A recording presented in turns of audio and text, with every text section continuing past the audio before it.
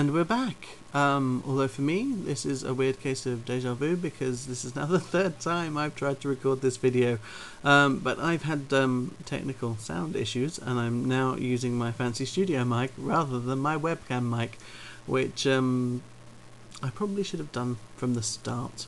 Unless, of course, it doesn't work again this time, in which case I will cry. But yes, we're back, and I have a name for the blog now, which is The Ragamuffin Speaks, because I will mainly be posting these video blogs on my Tumblr, which is called Random Ramblings of a Ragamuffin, which is called that because that's what I called my live journal. It just sounded good. There's no real reason. Yeah, I'm really very ragamuffin-y. Text messages. Oh, yeah.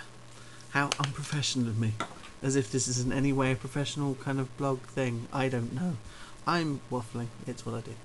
So, I've had some questions since last time. I had one from Liam Nicholson, which I will answer this time, which is about comics. And next time, I will be answering a question from Classy in the City, who until recently was called Faded Night. Some of you may follow her on here. That's going to be an interesting one. Yes, so anyway, Liam asks, perhaps you could tell us the tale of how you got into the industry, how you found it, how it may have changed whilst you've been a part of it, etc. I'd love to hear your story. My story is a long and mostly boring one that goes back many years. I won't go back to my childhood, and I won't talk about my first attempts to get into the industry when I dropped out of university, and the resulting long rejection letter I got from Marvel, which, yeah, anyway, that was then, this is now, things have changed. Yes, I don't know what the voice is doing. So, how I got into the industry was back in 2005. I was working on Alpha Gods, which is then called Young Gods, but thanks to Barry Windsor-Smith and his legal team, is now called Alpha Gods. And I went down to the Brighton Comic Con, thinking there would be a whole array of publishers just eager to snap up my wonderful comic, which I had done all the art for myself in Poser. It was CG art, and written and lettered, and done everything myself. It was fairly terrible. And I thought there'd be loads of different publishers. I'd been out of the industry for a while, but there was pretty much just Marcosia, and I got talking to them, and they suggested I got onto their message board, and through that, their forum, and I ended up doing colouring work for them, of all things. And I've never wanted to be a colourist, and absolutely hate colouring comics, but it was professional work in comics, and that meant that when I went along to my second convention, which was Bristol 2006, I was already a professional comic book creator.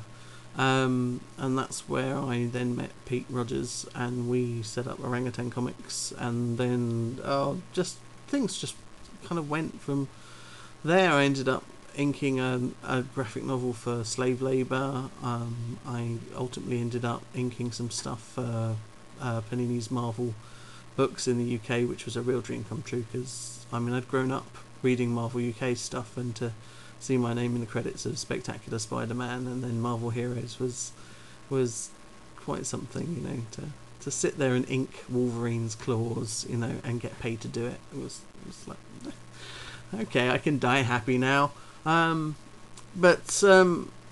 so that's how I broke in. How have I found it? It's much like any other industry job, really. It's still work. It's doing what I love to do, and I wouldn't change that for the world, but there are times where it's frustrating and annoying, and as in any job, there are people who rub you up the wrong way, and people who I'm sure I rub up the wrong way, and yet we still have to work together. That's just life. I think actually that can sometimes be a little bit worse when you're in the creative industries and you've got egos flying around the place, and I can have a bit of an ego at times, and some of the people I work with can have a bit of an ego at times, and sometimes, most of the time, that's fine. And every now and again, it just, sometimes you have a point of this when people are together, this room is too small for all of these egos. But most of the time, it's fantastic. I mean, I love the people I've met working in comics. I really do, and I love the fact that I get to travel all around the country, and this year I'm going to San Diego and to Dublin, and what other job do you get to do that in other than rock and roll? And I've been there, done that. Although I didn't really get to do the travel. I went on tour to Devon, with the rock and roll thing, but it's not quite the same. So, how has it changed? I think the whole digital aspect has really changed things in production and in distribution as well. Obviously, for a long time we've had digital lettering and digital colouring, but increasingly, certainly in the last 5 years, we've seen more people digitally inking. And I do not mean just adjusting the levels in Photoshop. I mean proper digital inking, like what I do. And and now more and more digital penciling. People just going in and using stuff like Manga Studio and drawing pages from scratch. And that really does change things. And I want to stress though that it's not an either or thing. It's that's not replacing pencils and pens and brushes and paper. It's just another tool, another thing that we can use, another way to produce comics, another way to express ourselves, and that's a good thing. I think when it comes to digital distribution, that is something we're still working out. I mean, there are iPhone apps, there are iPad apps, there are stuff for the Android phone. Different people trying different things. Longbox tried to be iTunes for comics and completely failed. Graphically are doing stuff. Comixology is popular. I don't think we've figured it out yet. I think the big thing we need is the hardware. We need the MP3 player, the Kindle for comics. We need the affordable digital reader that you can take anywhere, and integrated into that you have to have a way to purchase comics and download them. And I think once the reader has that integrated thing for purchasing, then that makes buying digital comics more convenient than downloading them illegally. And that's the key to monetizing it, is to make it easier for people to pay a small amount to download their comics straight to their digital reader, rather than the hassle of going on Pirate Bay or Demonoid or whatever. That's when you have a chance to make money out of digital, but we're still a long way off of that. I don't know if we'll ever get there. It'll be interesting to see, but the industry is in a transitional phase at the moment, and we'll see where it goes.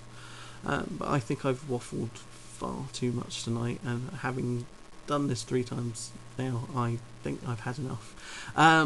So until next time, this has been me waffling about stuff. Bye bye.